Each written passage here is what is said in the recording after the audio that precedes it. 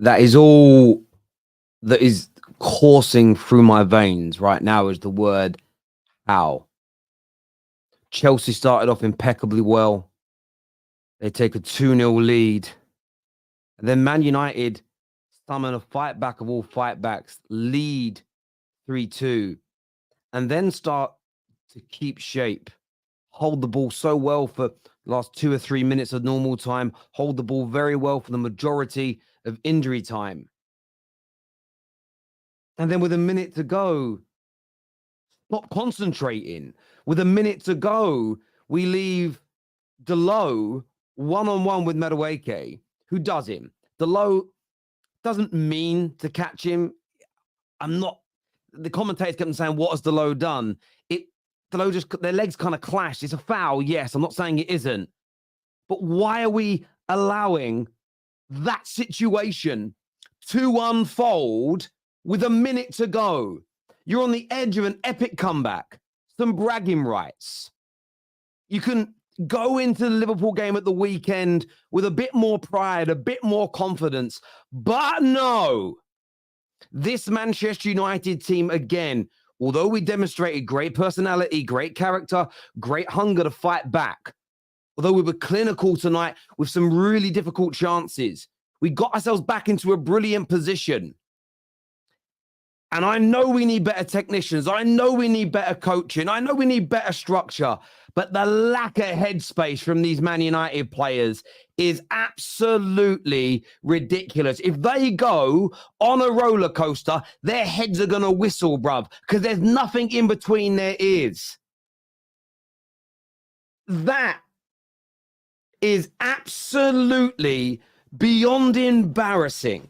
Beyond embarrassing. You are 3-2 up with a minute to go. You're controlling the proceedings. Chelsea had all but given up. And you don't just draw. You lose. You go to 3-2. Oh, we're going to go and attack. And everybody press forward. Where was the defensive line? And I would have celebrated the win. I'd have celebrated the win and gone, well done for the win. But I was still going to call out the same thing I'm calling out now. Our midfield is a polo mint.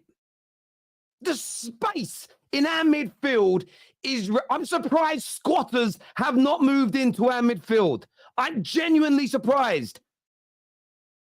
It is an absolute abomination. And to all the Man United fans, oh, see what you're saying now about Ten Hag. I put so much of this down to him because it's his structure.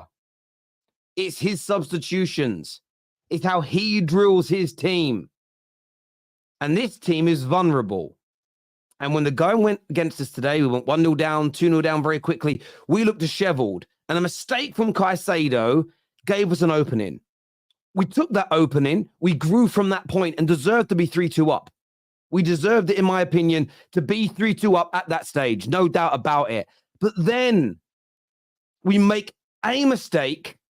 We concede and go 3-3, and we cannot compose ourselves. Absolutely shambolic. I am fuming, raging. I'd already want this manager gone. Tonight is beyond another notch on the bedpost, but beyond more confirmation for me. But the lack of midfield structure for large parts of the game and our inability to see it out it's 2 games running. Forget how badly we played against Brentford. We were winning with a minute to go as well. And guess what happened in that game? Go back and watch it. Yes, whatever his name is, Ajax. I don't give a fuck what his name is. Good play from Tony on the ball. Why is there a player about 9 yards out free when you've just taken the lead with 30 seconds left? We've done it 2 games running. We've thrown away 4 points. I'm a liar. We lost today.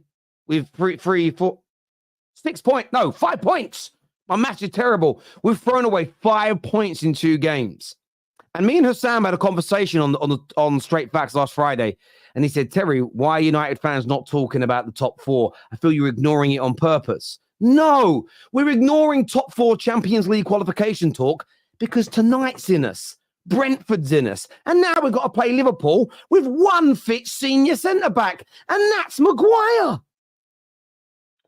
It's absolutely horrendous. We didn't deserve to beat Brentford, so you could say justice. But what any other half-decent team would do when having the lead like that is you sit back and you compact. You don't leave your fullbacks one-on-one. You don't leave good quality players like Cole Palmer free at the edge of the box. What is wrong with us?